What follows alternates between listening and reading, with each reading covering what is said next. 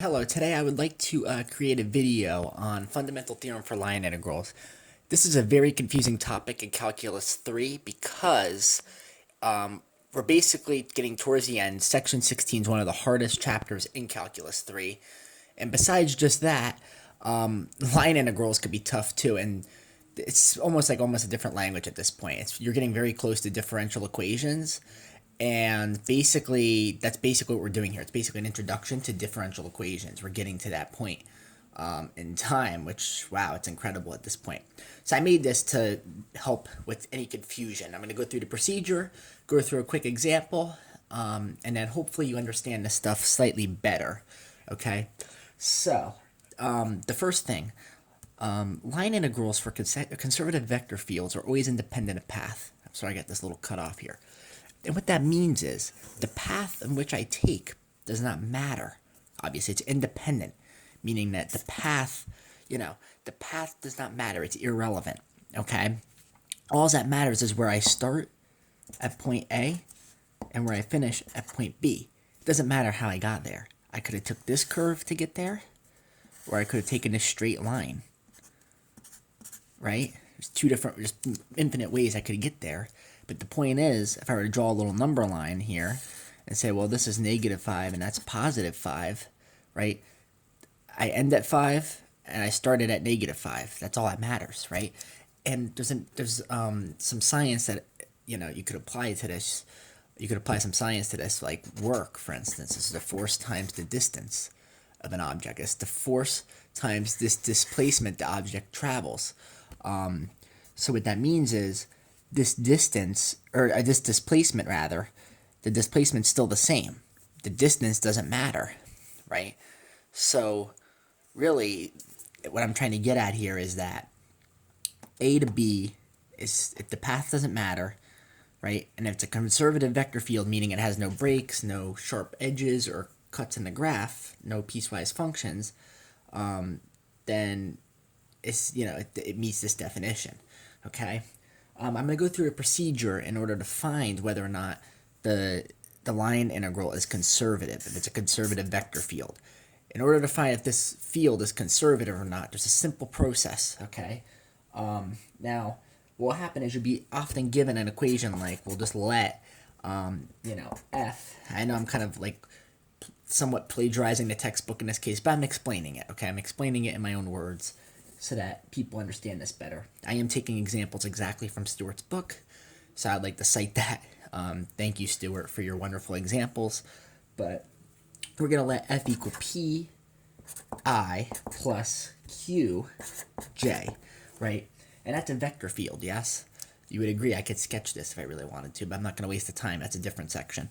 But you could sketch this vector field right now if you really wanted to. The point is, this function's p, this function's q. The first is p and that's q. All I have to do to verify that this is a conservative vector field, right? By definition, a conservative vector field, right? A conservative vector field must meet some criteria. And that is, when I take my integral or my derivative of this, I'm going to take partial derivatives, right? So it must meet this definition, where if I take partial of p with respect to y, it must be equal to the partial of q with respect to x, right? So this is my partial derivatives. We know how to take partial derivatives, right? I would take p with respect of y, and I would take q with respect to x. If these two things are equal, it is indeed conservative. If these two are not equal, well, fortunately, actually, is not conservative. Oop, cannot spell. This is why I'm doing math. Wow. Alright, you know what I mean. It's not conservative if these two are not equal to one another. Okay, that's the main point I'm trying to get across. If they're equal, it's conservative.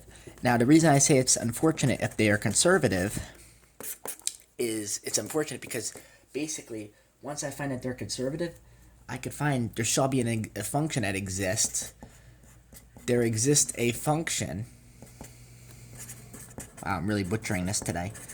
There exists a function that we could find where the gradient of f is equal to f, or flip this around.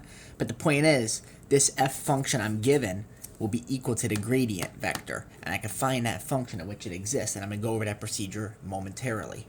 So this procedure could be very, very, very complicated. That's why I want to refine this for you, so that we can better understand this. Okay, because when we're doing these problems, there's a lot involved, and to have it step by step will be much easier. Now we do know the fundamental theorem of calculus, because that's what we're doing. We're doing FTC, but for line integrals. Okay. So we know what the fundamental theorem of calculus, the old calculus way, was f of b minus f of a, right? And I plugged those two in, and that's basically all I had to do. But now I'm basically doing f of b minus f of a again, right? But now I'm bringing it into a whole new level. I'm bringing it into basically a three-dimensional calculus. And this is where it becomes very, very, very interesting, okay? And I could also bring in, FDR, but that was really seen in the last section. I might have to bring in some F dotted to DR at some point. But it really just depends at this point with, curve C1 we'll call it, okay?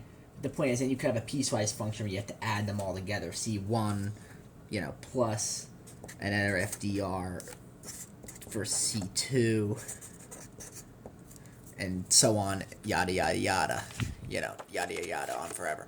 Anyway, the point is, I'm just going to show you a quick example with the process here, okay?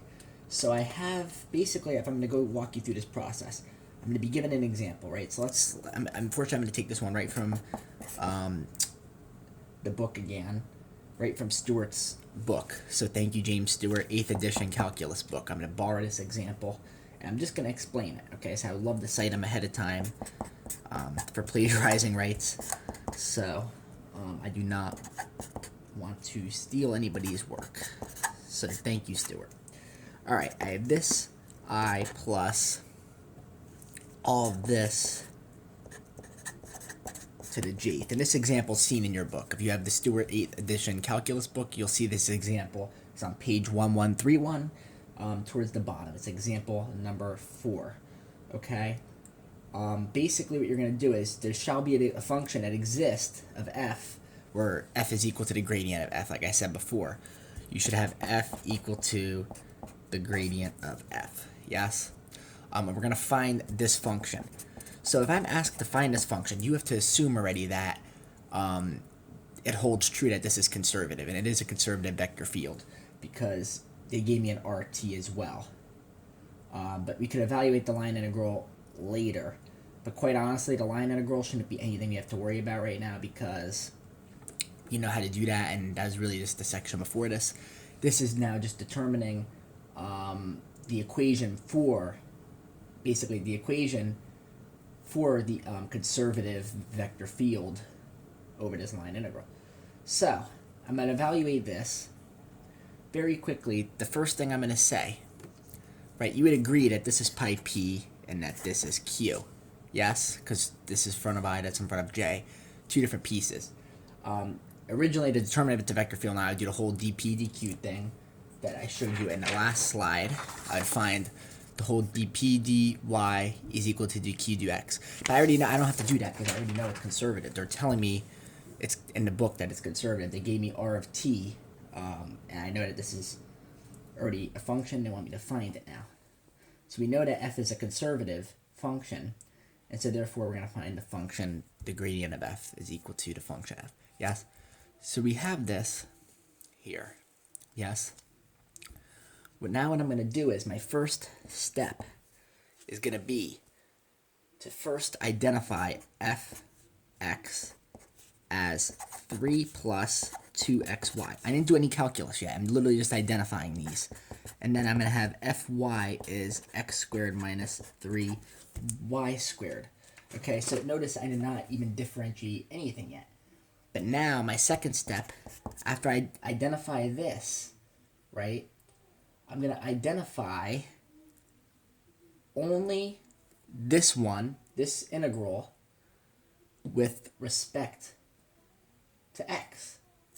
right? So I'm gonna integrate this, or this, I'm sorry, this f of x now with respect to x, right?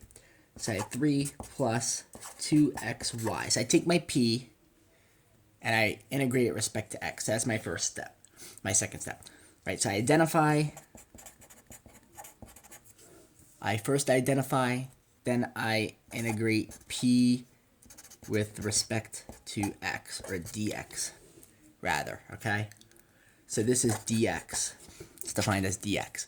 So when I integrate this, you would agree that I get, okay, well, 3x plus 2x squared, right, over 2, wipes that out, y, right? So the cleaner version of this would be 3x, right, plus x squared y, okay? Now, there's one other thing I didn't include. When I'm integrating this, when you integrate something, there's one thing missing. I'm doing this with respect of x. I didn't mention y, and y is in the function. If I had z, z would also be in the function. So I must add a constant, and we'll call that g of y.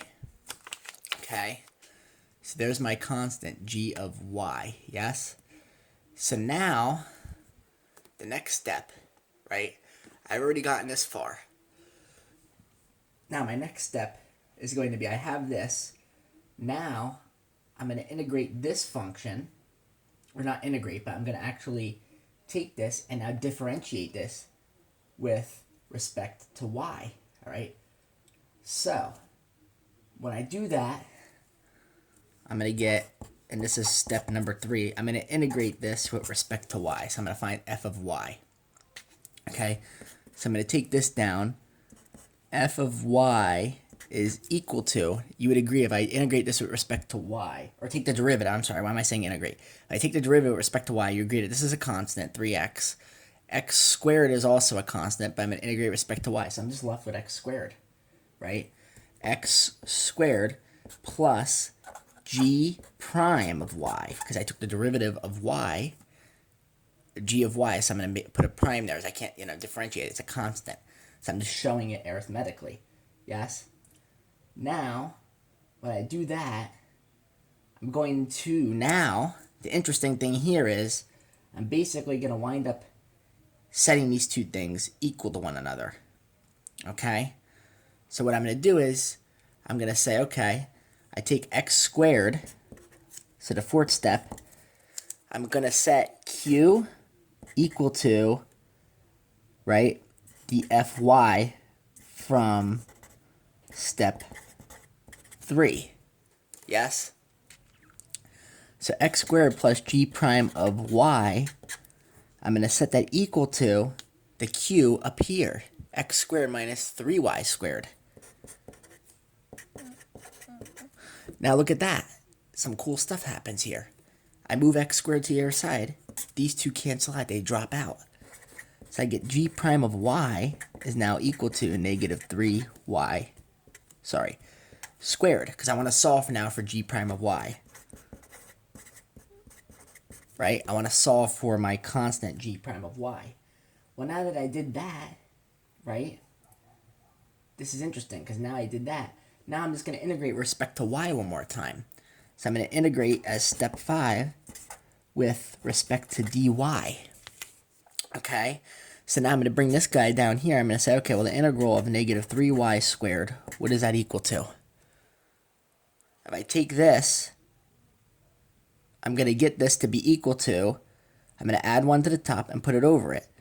So it's still negative, but the 3y cubed over 3 is going to be equal to negative y cubed. You would agree, right? So I'm left with negative y cubed, but now I integrate it again. Every time you integrate, you have a constant. So I'll make this constant k, kappa, okay, or k, whatever you want to call it. So now this is what I'm left with. Now the one last cool thing is, I'm literally just going to plug it into my original function for f of x, y, the one that I started with. Well, not started with, but the one that I differentiated up here, I was left with, and that would be, I want the 3x squared, I want this guy right here, plus g of y. Because all I'm doing, so you would agree that I'm replacing this constant with the constant I got from here. So really, my final simplified answer is going to be to use my f of xy, because really this is a derivative. When I take the integral of it, I'm back to the original function. So you would agree that this is f of xy, because I had a derivative, I integrated the derivative, and it gave me the original back, right? It's just like if I have f prime, when I integrate f prime, I have f, right? So I'm going to take my f of xy, and I'm going to substitute my constant in, right? That I just found mathematically through the whole process that I just showed you. So I have negative 3y cubed plus k. I'm going to substitute that in for g. All right, that's going to go right in for g. So I know this is a little bit of a mess, but my final answer for this question is going to finally be 3x plus x squared y plus, or I'm sorry, and then this is going to be negative 3 plus k. Which really, I mean, yeah, this is minus 3. So the point is, this is going to be my final answer here. Okay? So it's really, really, really interesting how this works. It's a very interesting procedure. So let me just summarize this procedure one more time. Okay? So let me just summarize it. Alright, so really quickly, I had f of xy. This is what I started with. F of xy is equal to pi plus qi. Yes? Right? So first thing I did was I identified what p and q were. Okay, well, I have p and q. So f, this is really just, we'll call this the derivative, and p would be the function. Fy was q. Yes? So I identify that part.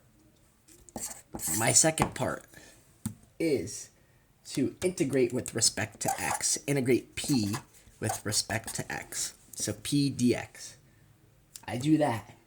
And what does that give me? It gives me f. Because this is f of x, f prime, or this is derivative of x. I'm left with just f of x when you think of it that way, right? And that's my function, f of xy. And this is the one where I'm going to have constant g, and in this case y, but I have the constant with my variable inside, yes? So the point is, I want to replace this constant with what I find down here, which I'm going to come to very shortly. Because then the next step, step number 3, was to take partial y. I take the partial derivative of this function now with respect to y, which is going to give me f prime of x, which I know I would find that, plus g prime of y. Then what I do is I say, okay, well, my fourth step, I take g prime of y, right? Or, and then plus, f prime x, whatever. We have that. And I set that equal to my original q. Okay? Things cancel out. So this would probably cancel out with my q. Sometimes, most of the time, I actually get this equal to 0, right? Now, the one other thing I want to do is I want to take the integral of this. So that means that number 5 would be the integral of this function, this with respect to y, right? And when I do that, I'm back to g, y equals a constant. And I substituted kappa in that constant, or k, right? Well, guess what? That's my constant, k. Very, very cool. Because now, all I have to do is take this step right here, bring it all, import this all down here. You would agree I would import this all right down here. And what I'm going to get is f of x plus, and then g of y is going to be k. And that's my answer for this problem, okay? And that's all I need to do for this. So it's very interesting how this works. I'm going to wind up basically substituting a different constant. And this is what we call a differential, sort of a differential equation or a differential setup. Okay, so I really hope this helped clear up some confusion. I hope I gave you the process of how to do this. It actually makes sense when you go through it. It's like, okay, well, I'm taking, this is already a partial derivative. This is already a partial derivative. I identified those. I made it easier. Now I take the integral respect to x. Obviously, I'm going to have a constant. The integral is always lead with a constant. Then I'm going to take the derivative with respect to y, the partial derivative. Well, I take that partial derivative of this function. Now I have a prime for y, but I want to get rid of that prime. But what I'm actually going to do first is set this equal to q, cancel out any terms, get my, right, equal to whatever it is. Sometimes it's not always 0. It could be like negative 3x, like the other problem we had. It was negative y cubed, right? And then I take the integral of this to get rid of my prime, right? With respect of y, obviously, because I do it with respect of x, I'm still going to have the prime. So I want to get rid of the prime, so I take it with respect of y. I'm left with now just gy is equal to whatever's here. If there's nothing there, I put a constant in k. I substitute that back into f of x y, because this was the derivative of f of x y. This is my standard f of x y. Replace the constant with what I get from here. That's the summary of this, and I really hope this helped you out. If there's any questions, please comment below. Thank you for watching.